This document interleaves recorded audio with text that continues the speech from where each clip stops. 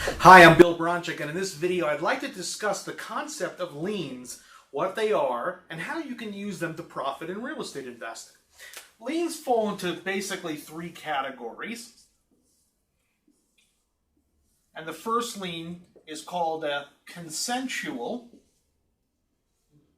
lien, non-consensual, and the third category is statutory. Now, a consensual lien is probably what it sounds like, meaning you consent to it. For example, when you sign a mortgage as a lien or as collateral for a note you signed that is recorded against your property. So things like mortgages, lines of credit, etc. Those are things you agree to. Non-consensual liens are things you don't agree to. So, for example, if someone gets a judgment against you and records it against your property, it becomes a lien that is non-consensual. The IRS files a lien against your property. And you didn't agree to those, so things like IRS, judgments, and so forth. Now, these two types of liens are recorded first in time, first in right.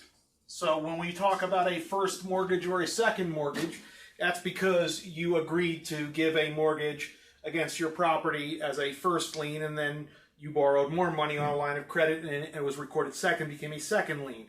If someone got a judgment against you or an IRS lien, they would be recorded and then be, let's say, in third position if there was two in front of them. The IRS doesn't have any special priority rights in terms of their lien position. A lot of people think that IRS goes to the front of the line, and that's not true.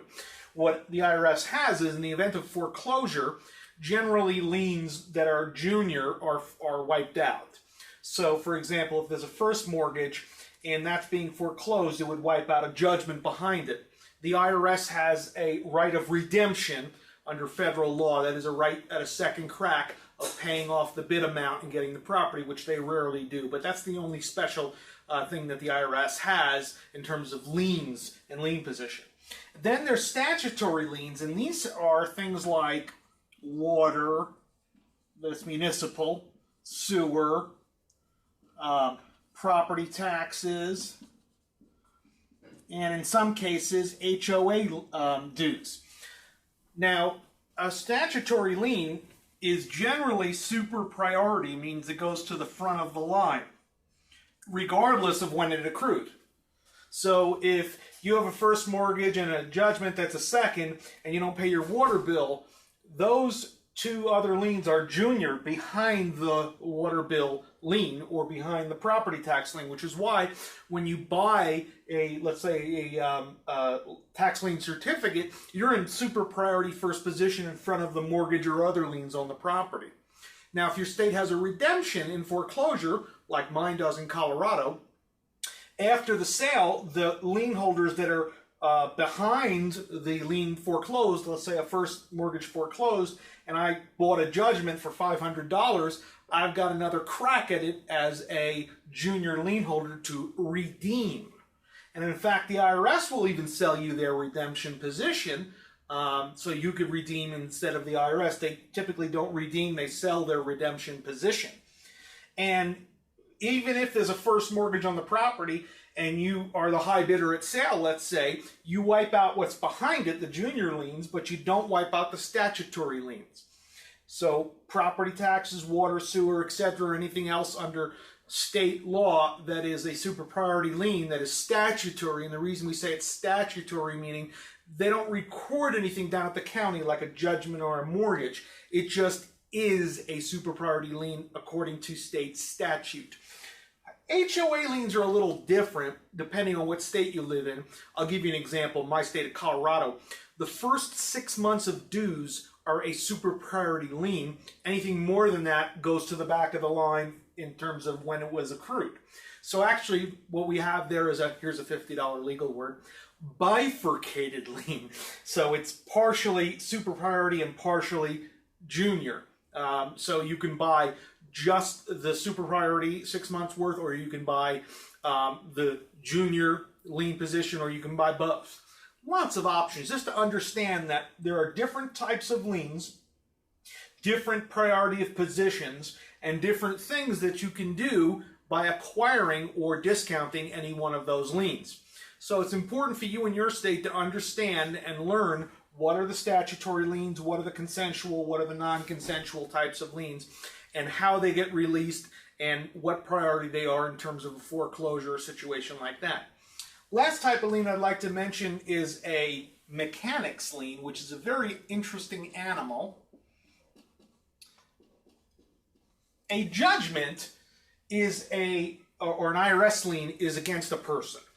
And that judgment or IRS lien, when recorded in the county where that person lives and owns property, that IRS lien or judgment becomes a lien on the property. So it's not a lien against the property per se, it's a lien against the person who happens to own that property. Whereas a mechanic's lien is saying, I did work or I provided materials for this property and my claim is against not the individual, but against the property. So if you want to sell it, you have to pay off the debt to the mechanic's lien to get them to release it. Now, it's not really the same type of lien like a judgment where it'll stay for a long time. It's almost like if you're familiar with a lis pendens, it's a notice of a lawsuit. Well, what a mechanic's lien is a notice of a claim. And if the mechanic or person who provided the materials or work does not follow up the notice of lien with a lawsuit to actually convert it to a judgment, then the lien falls off.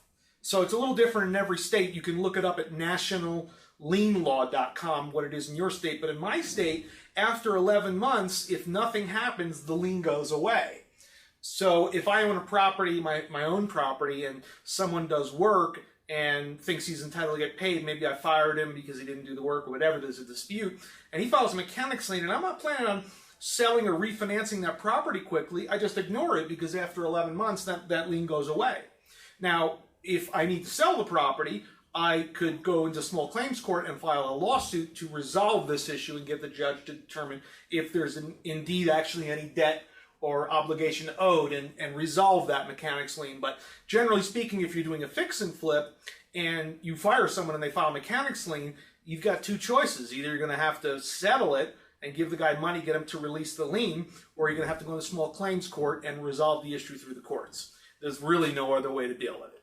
So that's the quick and dirty on the different types of liens and the different opportunities for you as a real estate investor. This is Bill Bronchick. I hope you've enjoyed this short video and you go explore a little more on your own to learn about how you can make liens work for you.